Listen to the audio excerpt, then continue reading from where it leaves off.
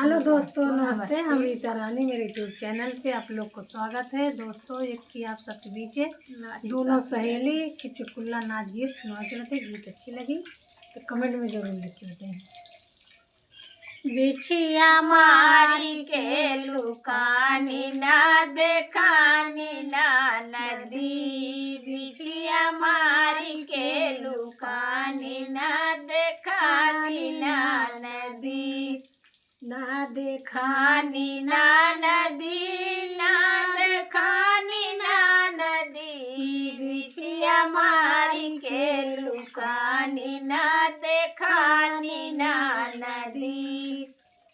पहिला जारवैया ससुर जी हमारा बैठे कुरसी पे चाड़ी जा रैया गुरी का फोटवा ना उतारैना नदी, जा रैया गुरी का फोटवा ना उतारैना नदी, बिछिया मारी के लुकानी ना देखानी ना नदी, बिछिया मारी के लुकानी ना देखानी ना नदी, ना देखानी ना नदी, ना देखानी ना नदी, बिछिया मारी के लुकानी ना देखानी ना नदी, बिछिया मारी के लुकानी ना देखानी ना नदी। दूसरा जारवैया जेठ जी आए बैठे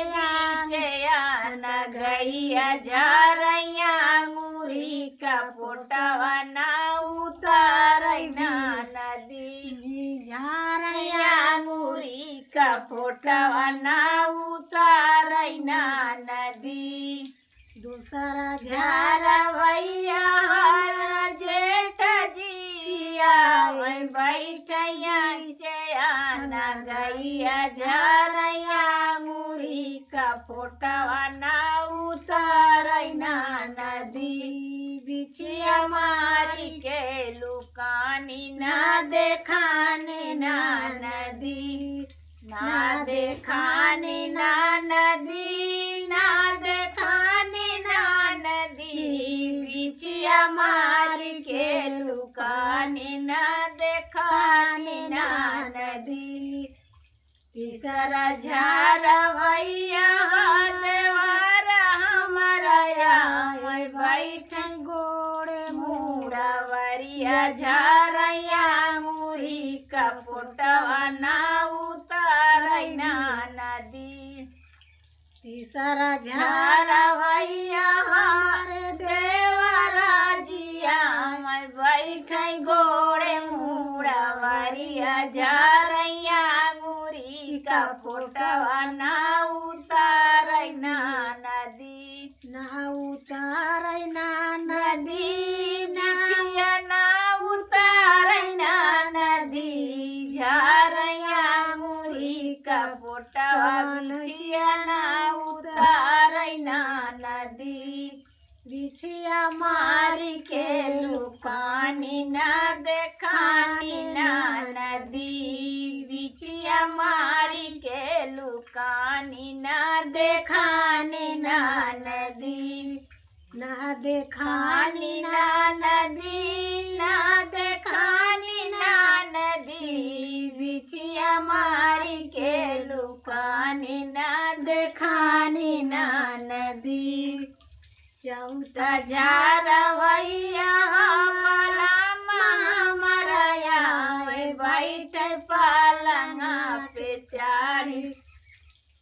झारैया मुरी का फोटवा बिछिया नारैना, बिछिया उतरैना नदी, झारैया मुरी का फोटवा बिछिया उतरैना नदी।